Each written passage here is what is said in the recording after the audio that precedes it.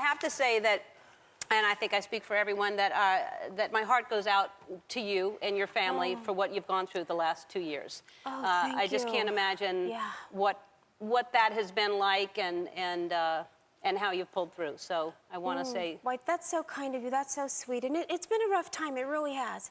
You have absolutely no idea. I mean, Michael was one of the most loved people in the world. Yes. And, yes. Thank you. Thank you. So, yeah.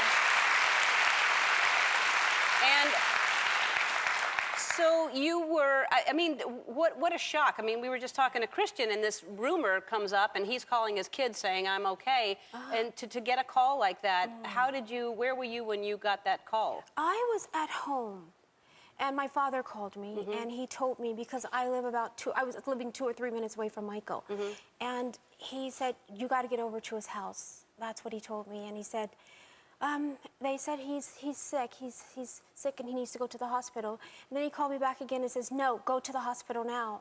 And that's when I rushed over to the hospital, and my mother got on the phone, and it was just, it was devastating. I lost my way through the hospital. I didn't know where I was going because I was so nervous. And I said, how's he doing? How's he doing? How's he doing? Is he okay? Is he okay? And my mother's assistant, Trent, wouldn't give me an answer. And my mother, I heard her yelling, who is that? He said, it's LaToya. And she grabbed the phone and she screamed as loud as she could. She just said, he's dead. And when she did that, I almost crashed the car. I started crying, and my head went to the steering wheel, and I started begging people on the street to drive me because my legs got so weak. Yeah. And I said, please drive me to the hospital. I was asking anybody. Yeah. And it was just, I couldn't believe it. My heart just fell to the ground. Well, I think all of us felt the same way. It just didn't seem like he was just such a fixture. I mean, you know, he's Michael Jackson, that was never going to happen. We were never going to lose him. Absolutely.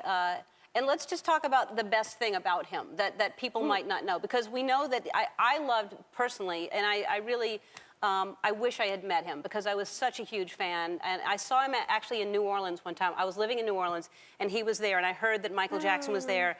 And I heard the restaurant he was in, and I was like 18 years old, and I walked back to the bathroom just to pass the table, and I just glanced over for a second. I could hardly see him. I walked so fast to act like I was really just going to the bathroom that I didn't see him, so there was no point in walking past him. And then I stayed in the bathroom pretending to, like, how long would I wash my hands, how long, and then I walked back and I didn't even see him because I wanted to not look like I was looking for him. Cute. But I just was a huge fan. I thought he was, and I loved the music that he wrote, which was all about healing the world and being absolutely.